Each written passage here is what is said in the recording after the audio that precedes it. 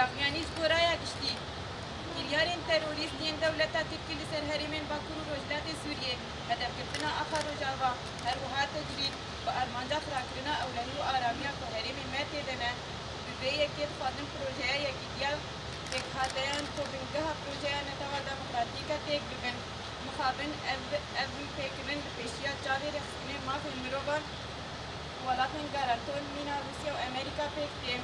اف ايشن اخلاقيين دولتها تركي جاريه بان هيز ورخصنا بناي استنكرن وناي شرم ذاكرن اما القصاص من اعمال باطل شهيدان بان كريارا بتوندي شرم ذاكرن وامي الكشيا تشكين واني شر ببن مرتارن مروبي داكو ام نهرن اخامه یا فوتوخينا شهيد ما هاتي رزقاركرن داگر بكن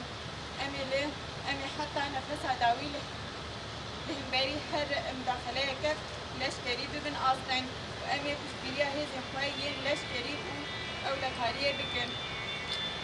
أمسر صاحية مالبات الشهيدان رد خازم يكود بن ببارانا بستيمها يازدار خزار بستو دوار شهيد بونه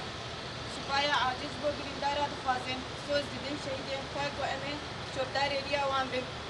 بمرا داكر كري بيجي يكتيا نتوي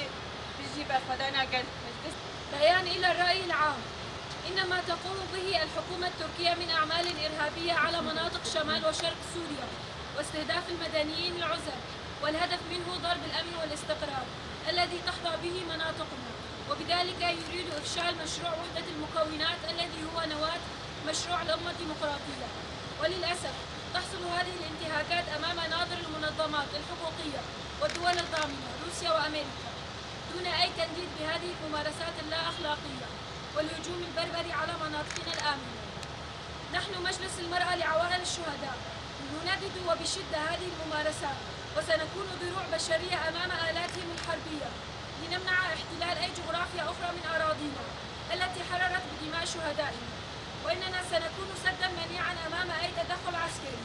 وسنساند قواتنا العسكرية والأمنية حتى الرمق الأخير، وبدورنا نعزي عوائل الشهداء الذين استشهدوا في قصف الليلة الماضية، ونعاهد شهداءنا أن نكون أوفياء لدمائهم الطاهرة، فلتسقط الفاشية والمؤامرة التركية والمتآمرة.